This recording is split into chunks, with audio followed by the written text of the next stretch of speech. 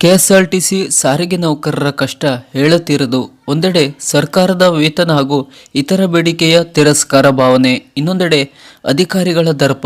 ಇವೆರಡರ ಮಧ್ಯೆ ಕುಟುಂಬಕ್ಕಾಗಿ ಎಲ್ಲವನ್ನೂ ಸಹಿಸಿಕೊಂಡು ಹಗಲು ರಾತ್ರಿ ದುಡಿಯುವ ಸಾರಿಗೆ ನೌಕರರು.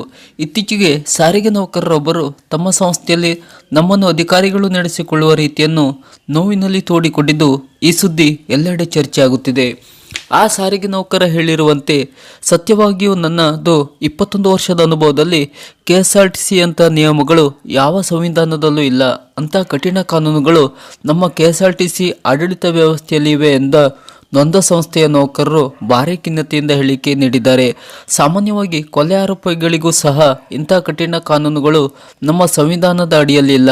ಅವರಿಗೂ ಸಹ ಗೌರವವಿದೆ. ಆದರೆ ನಮ್ಮ ಕೆಎಸ್ಆರ್ಟಿಸಿ ಆಡಳಿತ ವ್ಯವಸ್ಥೆಯಲ್ಲಿ ನೌಕರರನ್ನು ಭೂಮಿ ಮಟ್ಟಕ್ಕೆ ತುಳಿಯುವಂಥ ಕಠಿಣ ಕಾನೂನುಗಳಿವೆ. ಇನ್ನು ಅಧಿಕಾರಿ ವರ್ಗದವರು ಏನೇ ತಪ್ಪು ಮಾಡಿದರೂ ಅವರಿಗೆ ರಾಜಕಾರಣಿಗಳು ಸೇರಿದಂತೆ ಯಾರದೋ ಕೃಪಕಷ್ಟ ಇದ್ದೇ ಇರುತ್ತದೆ. ಆದರೆ ಸಂಸ್ಥೆಯ ಆದಾಯದ ಮೂಲವಾಗಿರುವ ಚಾಲಕರು, ನಿರ್ವಾಹಕರಿಗೆ ಬೆನ್ನೆಲುಬಾಗಿ ನಿಲ್ಲಬೇಕಾದ ಅಧಿಕಾರಿಗಳೇ ಕಾಲಕಸಕ್ಕಿಂತಲೂ ಕೀಳಾಗಿ ನಡೆಸಿಕೊಂಡರೆ ನಾವು ಯಾರ ಬಳಿ ಹೋಗಬೇಕು ಎಂದು ಸಾರಿಗೆ ನೌಕರರು ಕೇಳುತ್ತಿದ್ದಾರೆ. ಇನ್ನು ಡ್ಯೂಟಿ ಮೇಲೆ ಚಾಲಕ ನಿರ್ವಾಹಕರಿಗೆ ಏನಾದರೂ ಆದರೆ ಯಾರೋ ಹೊಣೆ ಇರುತ್ತಾರೆ. ಆ ದೇವರನ್ನು ಬಿಟ್ಟರೆ ಬೇರೆ ಯಾರೂ ಸಹಾಯಕ್ಕೆ ಬರುವುದಿಲ್ಲ. ಅದರಲ್ಲೂ ಆಡಳಿತ ಅಧಿಕಾರಿಗಳು ಬಳಸುವ ಭಾಷೆ, ನಮ್ಮನ್ನು ನೋಡುವ ದೃಷ್ಟಿಕೋನ, ಜೀತ ಪದ್ಧತಿ ಇನ್ನೂ ಜೀವಂತವಾಗಿರುವುದಕ್ಕೆ ಸಾಕ್ಷೀಕರಿಸುತ್ತದೆ. ದೇಶಕ್ಕೆ ಸ್ವಾತಂತ್ರ್ಯ ಬಂದು 77 ವರ್ಷ ಕಳೆದರೂ ಸಹ ಈ ಕೆಎಸ್ಆರ್ಟಿಸಿಯಲ್ಲಿ ತುಕ್ಕು ಹಿಡಿದಿರುವಂಥ ಕಠಿಣ ಕಾನೂನುಗಳು ಜೀವಂತವಾಗಿ ನೌಕರರನ್ನು ಸುಡುತ್ತಿರುವುದು ಮಾತ್ರ ವ್ಯವಸ್ಥೆಯನ್ನು ಅಣಕಿಸುತ್ತಿದೆ. ಇಂಥ ವ್ಯವಸ್ಥೆಯಲ್ಲಿ ನಾವು ಇಲ್ಲಿ ಕಾಣಬಹುದಾಗಿದೆ. ಕರ್ತವ್ಯದಲ್ಲಿ ಅನಿರೀಕ್ಷಿತವಾಗಿ ಘಟಿಸುವ ಘಟನೆಗಳಿಗೆ ಚಾಲಕ ನಿರ್ವಾಹಕರೇ ಕಾರಣರೆಂಬಂತೆ ಬಿಂಬಿಸಿ ನಮ್ಮ ಮೇಲೆ ಇಲ್ಲಸಲ್ಲದ ಕಾನೂನುಗಳನ್ನು ಹೇಳಿ ಇನ್ಕ್ರಿಮೆಂಟ್ ಅಥವಾ ಇತರ ಇನ್ಯಾವುದೇ ಸೌಲಭ್ಯಗಳನ್ನು ಕೊಡದೆ ಬದಲಿಗೆ ಶಿಕ್ಷೆಗಳನ್ನು ವಿಧಿಸುತ್ತಾರೆ. ಮಾನವ ಸಂಪನ್ಮೂಲಗಳಿಂದ ನಡೆಯಬಹುದಾದಂಥ ಈ ಕೆಲಸಕ್ಕೆ ನಾವು ಸಹ ಸಂಬಂಧಿಕರು, ಅಣ್ಣ ತಮ್ಮಿಂದರ ಸಾಮಾಜಿಕ ಸಂಬಂಧವನ್ನು ಹೊಂದಿರುತ್ತೇವೆ. ಹೀಗೇನೆ ಜೀವನ ನಡೆಸುವ ಸಂದರ್ಭದಲ್ಲಿ ಕಷ್ಟ ಸುಖಗಳಿಗೆ ಹೋಗಲೇಬೇಕಾಗುತ್ತದೆ, ಸಾವು ನೋವುಗಳಿಗೆ ಭಾಗವಹಿಸಬೇಕಾಗುತ್ತದೆ. ಇಂಥ ಸಂದರ್ಭಗಳಿಗೂ ನಮಗೆ ಅನ್ವಯಿಸಬಹುದಾದಂಥ ರಜೆ ಪಡೆಯಲು ಕೂಡ ನಾವು ಅಶಕ್ತರಾಗಿದ್ದು ಅಧಿಕಾರಿಗಳ ಕಾಲಿಗೆ ಬಿದ್ದು ಕಾಡಿಬೇಡಿ ಪಡೆಯಬೇಕಾದ ಸ್ಥಿತಿ ನಿರ್ಮಾಣವಾಗಿದೆ. ಅದನ್ನು ನಾವು ಮಾಡಿಲ್ಲ ಎಂದರೆ ಅಧಿಕಾರಿಗಳು ಗೈರು ಹಾಜರೆಂಬ ಪ್ರಕರಣವನ್ನು ದಾಖಲಿಸಿ ಇಲ್ಲಸಲ್ಲದ ನೋವುಗಳನ್ನು ಕೊಡುತ್ತಾರೆ. ಹೃದಯ ಸಂಬಂಧಿ ಇತರೆ ಕಾಯಿಲೆಗಳಿಗೆ ಖುದ್ದು ನಾವೇ ನಿರ್ವಹಿಸಬೇಕಾದಂಥ ಕೆಲವು ಸಮಸ್ಯೆಗಳಿಗೆ ನಿವಾರಣೆಗಾಗಿ ನಾವು ರಜೆ ಕೇಳಿದರೆ ಇಲ್ಲಸಲ್ಲದ ನೆಪವನ್ನು ಹೇಳಿ ಕಾನೂನುಗಳನ್ನು ಮುಂದೆ ತಂದು ನಮಗೆ ಗೈರು ಹಾಜರಿ ವರದಿ ನೀಡುತ್ತಾರೆ.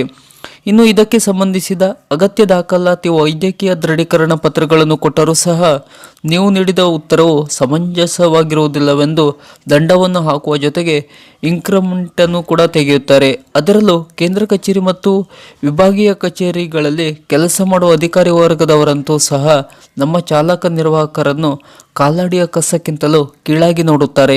ಅದರಲ್ಲಿ ಕೆಲಸ ಮಾಡುವ ಅಧಿಕಾರಿ ವರ್ಗದವರಂತೂ ಮುಕ್ಕಾಲು ಭಾಗ ಅನುಕಂಪದ ಆಧಾರದಲ್ಲಿ ಕೆಲಸ ಪಡೆದಿರುವಂಥ ನಮ್ಮ ಸಹೋದರ ಮಿತ್ರರಾಗಿದ್ದು ಅವರ ನಡೆನುಡಿಗಳನ್ನು ಗಮನಿಸಿದರೆ ಖಂಡಿತವಾಗಿಯೂ ಬಹಳ ನೋವಾಗುತ್ತದೆ. ಯಾವ ಶತ್ರುಗಳಿಗೂ ಸಹ ಇಂಥ ದುಸ್ಥಿತಿ ಬರಬಾರದು. ಇದರ ಬಗ್ಗೆ ಒಂದು ದೊಡ್ಡ ಕಥೆಯನ್ನು ನಾನು ಬರೆಯಲು ಸಿದ್ಧನಿದ್ದೇನೆ. ಅಷ್ಟೊಂದು ನೋವನ್ನು ಅನುಭವಿಸಿದ್ದೇನೆ ಎಂದು ಸಾರಿಗೆ ನೌಕರನೊಬ್ಬ ತಮ್ಮ ನೋವನ್ನು ತೋಡಿಕೊಂಡಿದ್ದಾರೆ. ಇನ್ನು ನಮ್ಮ ಸಾರಿಗೆ ಇಲಾಖೆ ಅಧಿಕಾರಿಗಳು ಕೊಡುವ ಹಿಂಸೆಗೆ ಅದೆಷ್ಟೋ ಕಾರ್ಮಿಕರು ಕೆಲಸವನ್ನೇ ಕಳೆದುಕೊಂಡಿದ್ದಾರೆ. ಆಫೀಸ್ನಲ್ಲಿ ಕುಳಿತು ಕೆಲಸ ಮಾಡುವವರಿಗೆ ಒಂದು ಕಾನೂನು, ರಸ್ತೆಯಲ್ಲಿ ಶ್ರಮಪಟ್ಟು ಸಾರ್ವಜನಿಕರ ಜೊತೆ ಕೆಲಸ ಮಾಡುವವರಿಗೆ ಒಂದು ಕಾನೂನು. ಇನ್ನು ಯಾವುದೋ ಒಂದು ಸಣ್ಣ ತಪ್ಪು ಸಿಕ್ಕರೆ ಮುಗಿಯಿತು, ಆ ನಮ್ಮ ಕಾರ್ಮಿಕ ಇನ್ಯಾವತ್ತು ಜೀವನದಲ್ಲಿ ಈ ಇಲಾಖೆಗೆ ಕೆಲಸಕ್ಕೆ ಬರಬಾರದಿತ್ತು. ಆ ರೀತಿ ನಡೆದುಕೊಳ್ಳುತ್ತಾರೆ. ದರ್ಪದ ಮಾತುಗಳು, ದೌರ್ಜನ್ಯ ಎಷ್ಟು ಹೀನಾಯವಾಗಿ ನಡೆಸಿಕೊಳ್ಳುತ್ತಾರೆ. ಎಲ್ಲಿ ನೋಡಿದರೂ ಬರೀ ಲಂಚ. ನಮ್ಮ ಹಕ್ಕಿನ ರಜೆ ಪಡೆಯಬೇಕೆಂದರೂ ಲಂಚ ಕೊಡಲೇಬೇಕು. ಯಾರು ಸತ್ತರೂ ಕೊನೆಗೆ ತಂದೆ ತಾಯಿ, ಹೆಂಡತಿ, ಮಕ್ಕಳು ಸತ್ತರೂ ಇನ್ನೂ ಕೆಲಸ ಮಾಡು ಎನ್ನುತ್ತಾರೆ. ಒಂದೇ ಮಾತಿನಲ್ಲಿ ಹೇಳುವುದಾದರೆ, ಸರ್ ನಾನು ಸಾಯಬೇಕೆಂದು ಹೊರಟಿರುವೆ ಎಂದರೆ ಇಂದು ಒಂದು ಟ್ರಿಪ್ ಡ್ಯೂಟಿ ಮಾಡಿ ಬಂದು ಸಾಯಿ ಎಂದು ಹೇಳುವಷ್ಟು ಕಠಿಣ ಮನಸ್ಥಿತಿ ನಮ್ಮ ಅಧಿಕಾರಿಗಳಿಗೆ. ಯಾವಾಗ ಇದೆಲ್ಲ ಬದಲಾಗುವುದು ಕಾಣೆ.